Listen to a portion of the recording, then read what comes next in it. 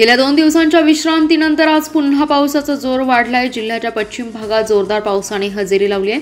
वाळवा, शिराळा, पलूस, मिरज तालुक्यातील अनेक गावात चांगला पाऊस झालाय। सांगली शहरात दुपारी दमदार पाऊस झाल्याने पाणी झाले।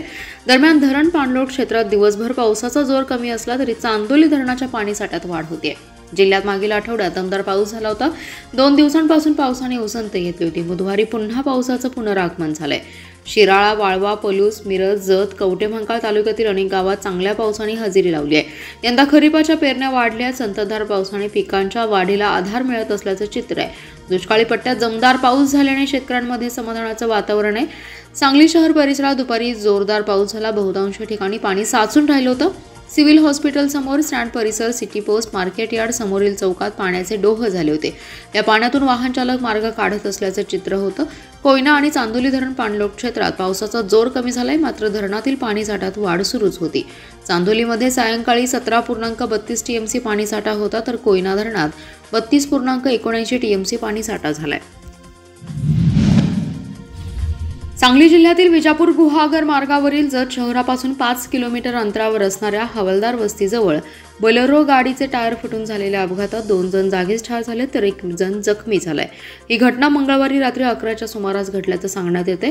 राजेंद्र आनंदराय बिराजदार आणि दर्याप्पा संगाप्पा बिराजदार अशी मृतांची नावे आहेत, तर संजय हनुमंत कोळगिरी हा गंभीर जखमी झाला असून त्याच्यावर उपचार सुरू आहेत। उटगी येथील तिघेही मंगळवारी रात्री 10च्या सुमारास कोल्हापूर येथे देवदर्शनासाठी बोलेरो गाडीमधून निघाले होते। जत नागज रस्त्यावरून त्यांची गाडी भरधाव वेगात जात असतानाच गाडीचे टायर फुटल्याने ती झाडावर जाऊन आदळली। या दोघांचा जागीच मृत्यू झाला, तर 1 जण जखमी झालाय। रात्री 11च्या सुमारास घडलेली घटना एका वाहनधारकाला लक्षात येताच त्यांनी जत पोलिसांना याबाबत माहिती दिली। त्यानंतर पोलिसांनी तातडीने घटनास्थळी जाऊन तिघांनाही बाहेर काढलं। या दोघांचा जागीच मृत्यू झाला होता। पहाटे दोन्ही मृतदेह शवविच्छेदनासाठी जत ग्रामीण रुग्णालयात आणण्यात आले। यात मयत राजेंद्र यांचे उटगी येथे कृषी दुकान आहे, तर अन्य 2 जण शेती करतात। या घटनेने उटगी आणि चाडरबोपलात परिसरात हळहळ व्यक्त होतीये। संजयनगर परिसरातील दत्त कॉलनीत घरात घुसून डोळ्यात चटणी टाकत चाकूच्या धाकाने 1.25 लाखाचे दागिने आणि मोबाईल जबरदस्तीने चोरून नेणाऱ्या तिघांना संजयनगर पोलिसांनी जेरबंद केले। गुन्हे प्रकटीकरण शाखेने 24 तासात संशयितांना अटक करत त्यांच्याकडून मोबाईल जप्त केलाय। वाहिद मुसा पखाली, सलीम मेहबूब शेख, तातोबा लक्ष्मण कांबळे अशी त्या संशयितांची नावे आहेत। फिर्यादी संगीता रामचंद्र ठोंबरे या दत्त कॉलनीत राहतात। संशयित 2 दिवसांपूर्वी रात्री 11:30 वाजण्याच्या सुमारास त्यांच्या घरात शिरले। एका संशयिताने फिर्यादीचे पती रामचंद्र ठोंबरे यांच्या डोळ्यात चटणी टाकली, तर दुसऱ्याने फिर्यादीच्या पोटास चाकू लावून त्यांच्या गळ्यात असणारी सोन्याची बोरमाळ, कानातील कर्णफुले आणि मोबाईल असा 1,13,000चा ऐवज जबरदस्तीने चोरून नेला। त्यानंतर फिर्यादी आणि त्यांच्या पतीने आरडाओरड केल्याने बाजूचे लोक जमा झाले। त्यांनी या प्रकरणानंतर या चोरट्यांचा शोध घेण्यास सुरुवात केली, तसेच याची माहिती संजयनगर पोलीस ठाण्यात दिली। संजयनगर पोलिसांनी या ठिकाणी येऊन पाहणी केली, तसेच या परिसरातील सीसीटीव्ही फुटेजची तपासणी केली आणि चोरट्यांचा शोध सुरू केला। त्यानंतर संशयितांना अटक करण्यात आली असून त्यांच्याकडून मोबाईल जप्त करण्यात आलाय। माडग्याळहून अंकलगी तलावात येत्या 22 जुलैपर्यंत म्हैसाळचे पाणी न आल्यास 23 जुलैपासून संखसह जत पूर्व भागात रक्त घ्या पण पाणी द्या आंदोलन, तसेच आमरण उपोषण आणि रास्ता रोको आंदोलन तर करूच आणि मागण्या मान्य न झाल्यास कर्नाटकात जाण्याचा इशारा संत बागडे बाबा पाणी संघर्ष समितीचे प्रणेते तुकाराम बाबा महाराज यांच्यासह अंकलगी ग्रामस्थांनी दिलाय। कृष्णा खोरे महामंडळाचे वरिष्ठ अधिकारी सचिन पवार यांचे तुकाराम महाराज यांनी भेट घेत त्यांना निवेदन दिलं। त्यानंतर माध्यमांशी बोलताना तुकाराम बाबा यांनी शासन आणि प्रशासनाला इशारा दिला। यावेळी मानव मित्र संघटनेचे सिद्धाराम गुरव, अनिल उदगेरी, तौफिक अपराध, साहिल मदबावी, भीमराय काखंडकी आदी जण उपस्थित होते। यावेळी बोलताना तुकाराम म्हणाले, वर्षानुवर्षे दुष्काळाशी सामना करणाऱ्या जत पूर्व भागातील माडग्याळ येथे म्हैसाळचे पाणी दाखल झाले। माडग्याळ येथे दाखल झालेले पाणी वसपेट, गुड्डापूर, संख, अंकलगी तलावातून पोहोचू शकतं। या मागणीसाठी जानेवारीमध्ये अंकलगी येथील महादेव मंदिरात आमरण उपोषण सुरू केलं। या आंदोलनाला अंकलगी ग्रामस्थांसह अन्य गावांनी उत्स्फूर्त पाठिंबा दिला। 75हून अधिक तरुणांनी रक्त घ्या पण पाणी द्या म्हणत रक्तदान केलं। आंदोलनाची तीव्रता वाढल्यानंतर खुद्द कृष्णा खोरे महामंडळाचे अधीक्षक कार्यकारी अभियंता चंद्रशेखर पाटोळे हे 9 जानेवारी रोजी अंकलगी येथे आले। येत्या 6 महिन्यात अंकलगीला पाणी सोडण्याचं नियोजन असून ग्रामस्थांनी सहकार्य करावे असे आवाहन करत उपोषणकर्त्यांना लेखी आश्वासनही दिलं। पण आज 6 महिने उलटून गेले तरी अद्याप कामाचा पत्ता नाही। या कामाची निविदा निघाली पण काम सुरू नाही। हे काम तात्काळ सुरू करावे, अन्यथा येत्या 23 जुलैपासून संघसह अन्य गावात तीव्र आंदोलन हाती घेण्यात येणार आहे। संघ येथे रास्ता रोको आंदोलन करून पुन्हा एकदा रक्त घ्या पण पाणी द्या अशी मागणी करत रस्त्यावरच रक्तदान करण्यात येणार असल्याचं ते म्हणाले। शिक्षकांच्या जिल्हा अंतर्गत बदली प्रकरणी आमदार विक्रमसिंग सावंत यांनी केलेल्या शिक्षकांच्या तक्रारींपैकी एकाही तक्रारीत तथ्य नसल्याचा अहवाल प्राप्त झाल्याचे जिल्हा परिषदेच्या मुख्य कार्यकारी अधिकारी तृप्ती धोडमिसे यांनी सांगितलं। त्यामुळे चौकशी समितीने बदली प्रक्रियेला क्लीन चिट दिल्याचं स्पष्ट झालंय। शिक्षक बदल्यातील तक्रारीच्या चौकशीसाठी सामान्य प्रशासनाचे उपमुख्य कार्यकारी अधिकारी प्रमोद काळे यांच्या अध्यक्षतेखाली नेमलेल्या समितीने आपला अहवाल सीईओ धोडमिसे यांना सादर केलाय। जिल्हा अंतर्गत बदल्यांमध्ये अन्याय झालाय, चुकीच्या पद्धतीने बदल्या केल्या आहेत अशी तक्रार आमदार सावंत यांची होती। या प्रकरणी त्यांनी जिल्हा परिषदेत धाव घेऊन प्रशासनाला फैलावर घेतलं होतं। सावंत यांनी सुमारे 19 जणांच्या तक्रारीचे लेखी अर्ज सादर केले होते। चौकशी समितीने नुकताच आपला अहवाल मुख्य कार्यकारी अधिकारी धोडमिसे यांना सादर केला। जिल्हा अंतर्गत बदल्यातील तक्रारीत कोणतंही तथ्य आढळलं नाही, आम्ही राबवलेली प्रक्रिया बरोबर राबवल्याचं स्पष्ट केलं। एका मुद्द्यावर मात्र शिक्षणाधिकाऱ्यांना कारणे दाखवा नोटीस देण्यात येणार असल्याचं स्पष्ट केलंय। साळशिंगे येथील घरफोडी प्रकरणाचा छडा लावण्यात विटा पोलिसांना यश आलं। या चोरी प्रकरणी मुकुंद राजकुमार जाधव यास अटक केली असून त्याच्याकडून चोरीस गेलेले 68,000 रुपये किमतीचे सोन्याचे दागिने हस्तगत केले असल्याची माहिती पोलीस निरीक्षक शरद मेमाणे यांनी दिली आहे। साळशिंगे येथील श्रीमती उत्तम जाधव यांच्या राहत्या घरातून 27 मे ते 30 जून दरम्यान 68,000 रुपये किमतीचे सोन्याचे दागिने अज्ञात चोरट्यांनी चोरून नेले होते। या चोरीच्या गुन्ह्याच्या तपासाच्या अनुषंगाने विटा पोलीस ठाण्याचे पोलीस निरीक्षक शरद मेमाणे यांनी गुन्हे प्रकटीकरण पथकास तपासाच्या सूचना दिल्या होत्या।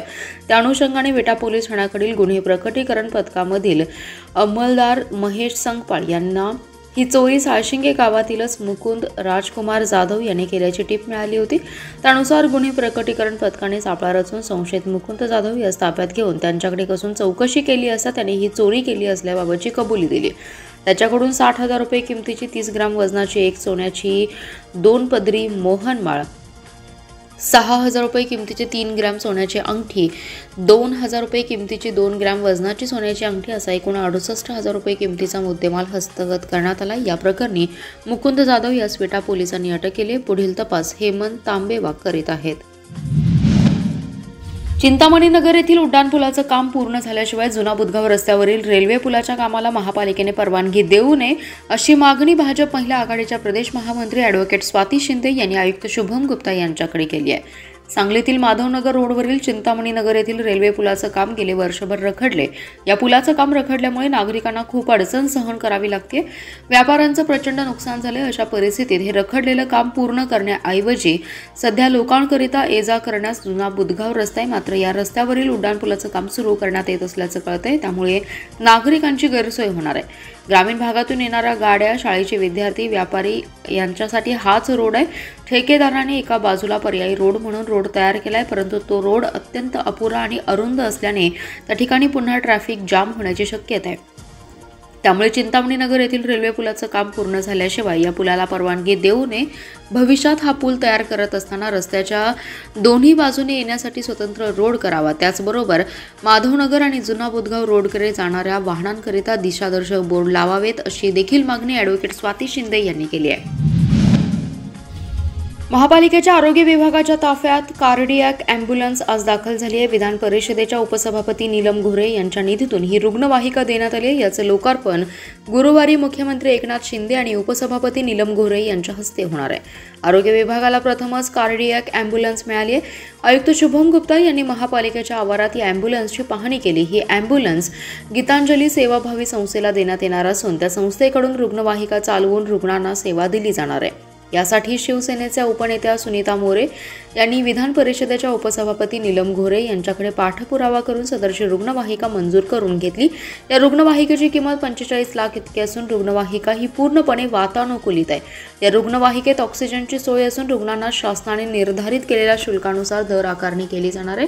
महापालिकेत आयुक्त शुभम गुप्ता यांनी या रुग्णवाहिकेची पाहणी करीत कंपनीकडून रुग्णवाहिका महापालिकेच्या ताब्यात घेतली।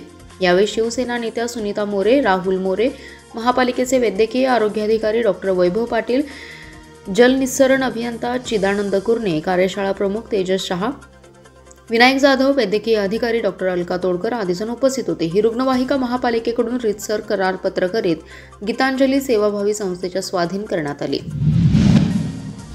शासकीय नोकऱ्यांचे खाजगीकरण रद्द करण्यासह सर्व कामगारांना किमान वेतन 26,000 रुपये देण्याच्या मागणीसाठी आशा स्वयंसेविका, अंगणवाडी सेविकांनी जिल्हाधिकारी कार्यालयासमोर निदर्शने केली आहेत.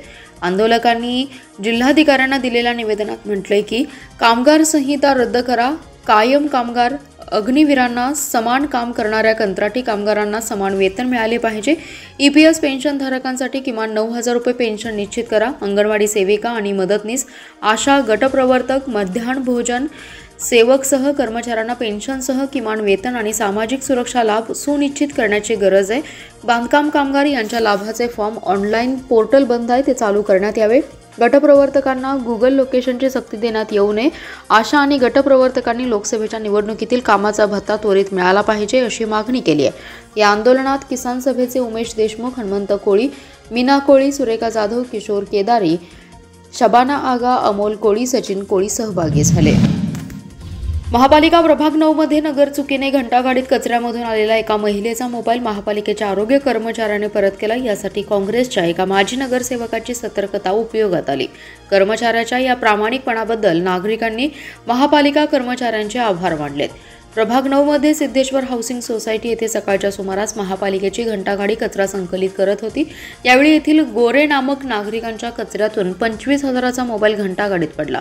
गाडी पुढे गेल्यानंतर गोरे यांना मोबाईल घंटागाडीमध्ये पडल्याचं समजलं. त्यानंतर गोरे यांनी माजी स्थायी सभापती संतोष पाटील यांच्याशी संपर्क साधून माहिती दिली. संतोष पाटील यांनी मुकादम बाबासाहेब जाधव यांच्याशी संपर्क साधून संबंधित घंटागाडी खाली न करण्याबाबत चालकास सांगण्याबाबत सांगितलं. त्यानंतर स्वच्छता निरीक्षक अतुल आठवले, मुकादम बाबासाहेब जाधव, घंटागाडी चालक नुमान नगारजी, राजेंद्र थोरात आणि तानाजी लोंढे यांनी घंटागाडी त्या नागरिकांच्या घरासमोर नेली आणि त्यांच्यासमोरच मोबाईल शोधण्यास सुरुवात केली. यावेळी गोरे यांनी टाकलेल्या कचऱ्यामध्ये मोबाईल आढळून आला. त्यामुळे आपला गेलेला मोबाईल मिळाल्याने गोरे यांनी समाधान व्यक्त करत महापालिका कर्मचारी यांचे आभार मानले.